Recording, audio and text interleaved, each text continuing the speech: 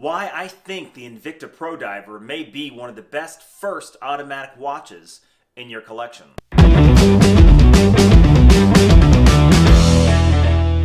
Now, love 'em or hate 'em, Invicta does have a reputation around the world.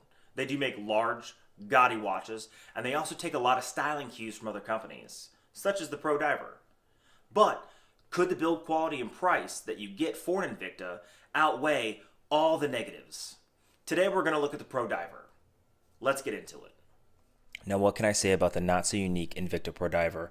It clearly gets its styling cues from Rolex, as it has the Cyclops window over the date, the Mercedes hands, and the general overall case shape.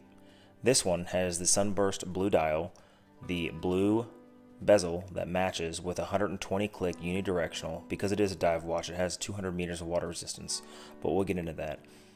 It has a mineral crystal, which at this price you really can't expect to get a sapphire, and has a 316L stainless steel solid case. It does have a polished case with the Invicta logo imprinted across the side. Now you see this has a lot of scratches on it, and not even that much. You know, this thing has been worn by a teenager for a year and a half. It's been through football, it's been in the ocean of the Caribbean.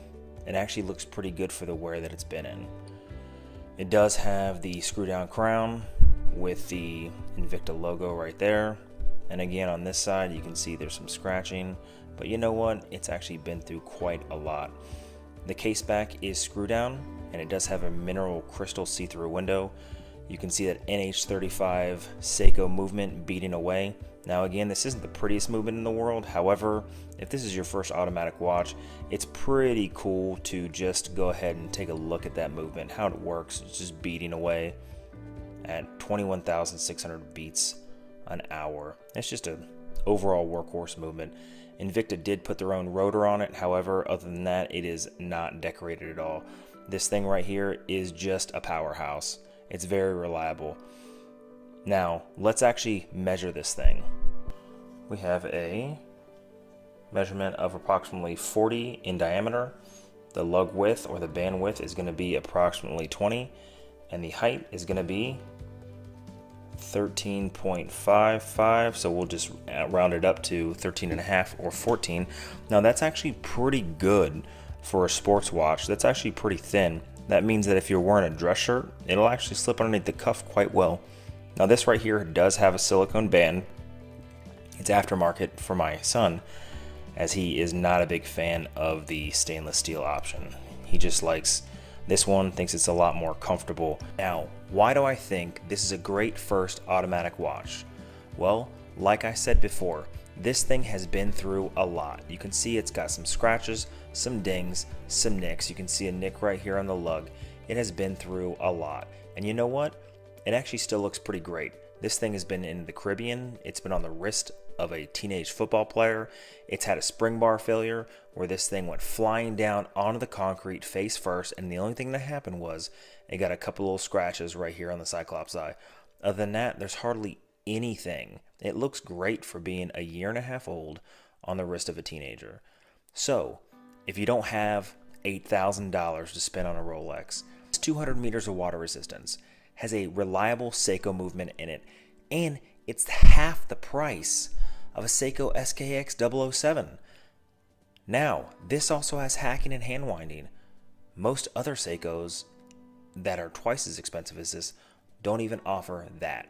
Now, this movement is in a lot of micro brands that are far more expensive. So if you have 85 bucks and you've never ordered an automatic watch, this could be a really good first watch. Now, I have plenty of other examples, but my son has had this for a year and a half and it still looks great, and that's why I think this thing is a tank. Now, it does not look bad on my small 7-inch wrist. I wouldn't say small, I'd say average. Sits pretty good. It's not overly big, it's not overly tall, so if you're wearing a long sleeve shirt, it's actually going to fit underneath the cuff quite nicely. Again, you know what? You really can't complain. If you don't have a lot of money and you want something that looks good, you could always pick up one of these. Now I know I'm going to get a lot of flack for talking about the Invicta Pro Diver. However, if you really want to get your kids into something that you're interested in, for me it's watch collecting, I don't want to spend a whole lot of coin. However, I want to get him something that he's going to enjoy, that's tough and robust, but looks damn good on his wrist. And that's exactly what the Invicta Pro Diver is. Offers that classic design, however, doesn't cost a whole lot of money. It is an Invicta, however, it's a subtle Invicta. Now, if you enjoy this review, there's plenty of other reviews coming up in the future where I'm going to be reviewing other items, electronics, other watches, other unique designs that actually stand on their own. So consider hitting the subscribe button, give me a like or a dislike. If you're interested in more videos, check out some of these.